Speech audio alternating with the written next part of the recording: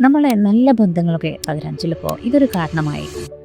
നമ്മുടെ friends circle, അതുപോലെ തന്നെ ഫാമിലി ലൈഫ്, കൊളീഗ്സ്, ഈ സർക്കിളിലൊക്കെ ഈ ഒരു ഈഗോ കാരണമായിട്ട് നമുക്ക് ഒരുപാട് പ്രയാസങ്ങൾ ലൈഫിൽ വരാറുണ്ട്. എന്നാൽ എന്തുകൊണ്ടാണ് ഇത് വരുന്നത്? ശരിക്കും നമ്മളുടേതായ ഒരു പെർസ്പെക്റ്റീവ് മാത്രമാണ് പല സിറ്റുവേഷൻസും ഹാൻഡിൽ ചെയ്യുമ്പോൾ കാണുന്നത് അല്ലേ?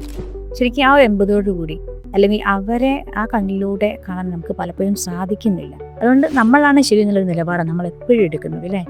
ശരിക്കും നമ്മുടെ ആ ഒരു ബിഹേവിയർ, ആ തോട്ട്സിനെ ശരിക്കും നമ്മൾ അനലൈസ് ചെയ്യണം. എന്തൊക്കെ മാറ്റങ്ങൾ നമ്മളിൽ വരുത്താൻ നമ്മൾ നോക്കണം. എന്നിട്ട് ആ ഒരു മാറ്റം നമ്മളിൽ കൊണ്ടുവരണം. പല പ്രശ്നങ്ങളും നമ്മൾ ശരിക്കും ഓപ്പൺ ആയിട്ട് സംസാരിച്ചാൽ ഒന്നും തീരാവുന്നതേ ഉള്ളൂ. അങ്ങോട്ടും ഇങ്ങോട്ടും ഇരുന്ന് കണ്ണിൽ നോക്കി സംസാരിച്ചിട്ട് ശരിക്കും പറഞ്ഞു തീർക്കാൻ പറ്റുന്നത് ഉണ്ടാവുള്ളൂ. അതിന് ആ ഒരു ഓപ്പൺ ടോക്ക്, ആ ഒരു സിസ്റ്റം നമ്മൾ എപ്പോഴും കീപ്പ് ചെയ്യുക. അതേപോലെ നമ്മൾ പലപ്പോഴും മറ്റുള്ളവരിൽ നമ്മൾ നെഗറ്റീവ്സ് അല്ലെങ്കിൽ കുറ്റങ്ങൾ മാത്രം എപ്പോഴും നോട്ടീസ് ചെയ്യുക. അതിന് പകരം കുഞ്ഞു കുഞ്ഞു കാര്യങ്ങൾ അവരുള്ളത് നല്ല ഒരുപാട് കാര്യങ്ങളുണ്ടാവും.